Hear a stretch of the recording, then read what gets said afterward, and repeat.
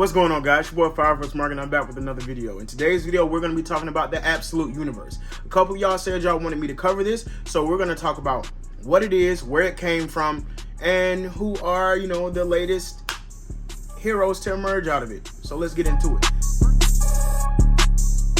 First off, where does the universe come from? Well, it is a part of the DC All-In initiative. DC goes all in with its biggest publishing initiative in years, presenting two distinct narratives that form one colossal story, starting a dynamic and explosive new epic for the world's greatest superheroes.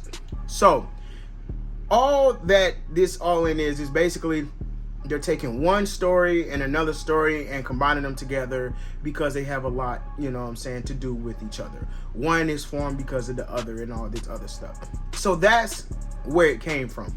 Now, let's talk about what the absolute universe is, how it came about, and what was the reason it came about. Absolute universe, also, formerly known as Alpha World or Elseworld, is a parallel universe that emerged concurrently with Earth Omega following the creation of the Infinite Frontier in the aftermath of the last Metal War. Along with Earth Omega, the Elseworld is one of two poles in the expanded multiverse. So it's how you have one version right here and another version. It's Prime Earth, Earth Zero, and then you have the multiverse version, which is the parallel version of that.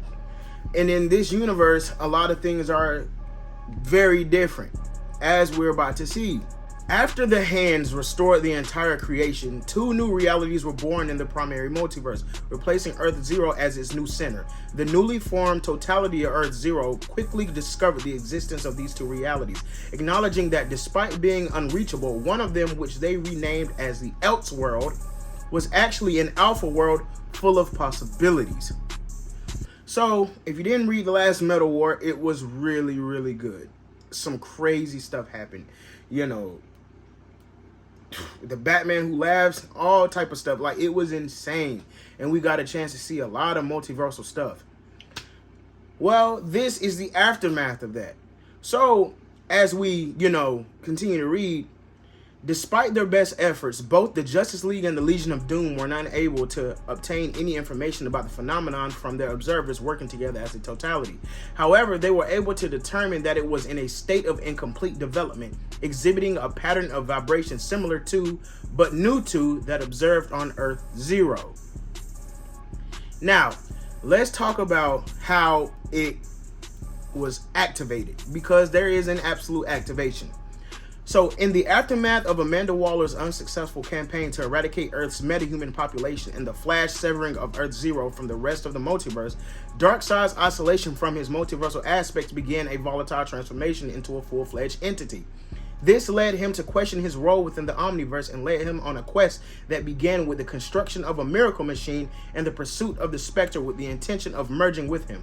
Ultimately, using his creation to merge with Astar, he would attack the newly formed Justice League Unlimited at their watchtower, dying as intended at the hands of Superman to successfully defy his destiny. Reborn on the Elseworld, stripped of both his role and his connection to Earth Zero, Darkseid would activate the fledgling reality by tainting it with his negative energy, accelerating its development and negatively influencing its history, causing it to resemble a contemporary Prime Earth in which its heroes would lack important aspects of themselves. By the 31st century, Alpha World had come to resemble Apocalypse, and Darkseid ruled with the help of his Legion. So, as we know, Darkseid has to exist. Darkseid is a fixed point in the multiverse. He has to exist. That's just how that works. But as we know, he went to Earth Zero, attacked them, and to make his own world, he got himself killed in order to, defy his destiny, in order to disrupt the entire flow of what's supposed to be in the multiverse. Thus, him merging with the Spectre and all that, he, in other words, became the absolute universe. He is the god of that universe. He is the god of the absolute universe. So now, just like it said, our superheroes that we know are lacking big things about themselves. So let's get into it. Who are the newly remastered, or whatever you want to say, newly created versions of the superheroes we know and love? Batman, Superman, Wonder Woman, Green Lantern, Flash, and Martian Manhunter. We haven't gotten a Green Lantern issue yet, and we haven't gotten a Martian Manhunter issue yet. We've only got Superman, Batman, Wonder Woman, and Flash so far. And Flash just did his first issue. So, let's dive right into who is the Flash of the Absolute Universe. So, as we know, Barry Allen, in the normal sense of everything, Barry Allen, he's with his, his dad is in jail because his dad is accused of killing his mom. He got his powers in an accident, with lightning and all that stuff, and got messed up. And that's how he was exposed to the Speed Force. I'm paraphrasing here. In the Absolute Universe, though, it starts off with Wally, not Barry. It's Wally who is the main character. He's a young 15-year-old kid who lives with his dad, and his dad is working all over the world in different military bases. Well, Barry does have a role in this. Barry is basically like a big brother to Wally and has taken a liking to Wally. So, Wally is exposed to the powers of the Speed Force because Barry was, taking Wally down and showing him stuff, blah, blah. Wally's dad came in, got mad. I'm paraphrasing here again. Got mad, and Wally went to his room, and, Wally left out of the house after an argument with his dad, and then he saw some lights going on, and then he went over to the area where Barry was, and he saw Barry in the machine, and Barry's like, "Run, Wally, run!" Well, the machine exploded. Barry died. Wally was exposed to the powers of the Speed Force. Now he has the Speed Force. Now he's being hunted by Captain Cold and the rest of them and stuff, and he's running through time and messing up stuff because he doesn't know how to control his powers. So that, in a nutshell, is who the Flash is of the Absolute Universe. We don't have much on him yet because it's only the first issue, but that's Wally West. Now, let's get into Batman. Now, Batman of the Absolute Universe, compared to his counterpart on Earth Zero, he is not a rich kid. He is not a genius, as y'all say. Instead, he is a brawler. He's a striker. He's a boxer. He's big. He's buff. He has a lot more nastiness to him. Heck, his bat symbol is a giant axe. It's an axe. He is a lot more nastier than Earth Zero Batman. And in this Absolute Universe, Alfred is not Bruce's butler. Alfred is actually trying to kill Bruce. Because in the Absolute Universe, Bruce's mom is actually still alive. Yeah. See, what happened in Earth Zero's Batman's history, as we know, Batman and his parents are in the alleyway and both his parents get killed. Therefore, he becomes, an orphan, and he's raised by Alfred. In this universe, when they're at the zoo with the class, Bruce's dad gets killed, but his mom is still alive. So Bruce still has his mom. Bruce has, went on to be, he's not a billionaire playboy philanthropist. He was a football player, got hurt, did a bunch of construction jobs and stuff. So he's just a normal, regular citizen. But he decided to take up the mantle to do some good and become a Batman. Well, as we see in this universe, he's fighting Alfred. Alfred is trying to kill him. Alfred's like, "Oh, you're not going to do nothing. You know what I'm saying?" And Batman shot him right in the face. Of course, he didn't kill him. That's still kind of the same. But he shot him in the face point blank to where he could hurt him pretty bad. And even when he's fighting the bad guys, he chopped dude's hand off. He chopped his hand off and still was, being brutal. Like, he was beating the crap out of him, but he wasn't killing him. As Alfred was saying, so precise. So smart. He's hitting them but avoiding their vitals. So, in this nutshell, we have a big, buff, seen what fight crazed Batman. I'm not going into all the issues. It's a few more issues out on him. I think that we're up to issue number 5 or 6, I believe, on Absolute Batman. I could be wrong. I think it's 6.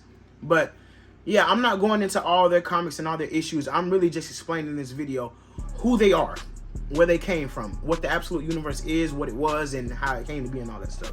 Now, let's go to Absolute Wonder Woman. And again, as opposed to her Earth Zero counterpart, she is not born and raised on Themyscira. She was born and raised in hell. She is not a quote unquote goddess or a god. She's a witch. Yeah. We know Diana in the Earth Zero, she has, you know, her love and all that stuff, and you know, she has the whip and all that. It's the lasso of truth and all that stuff. But in this, nah, she wields big swords and rides demons, dragons and stuff.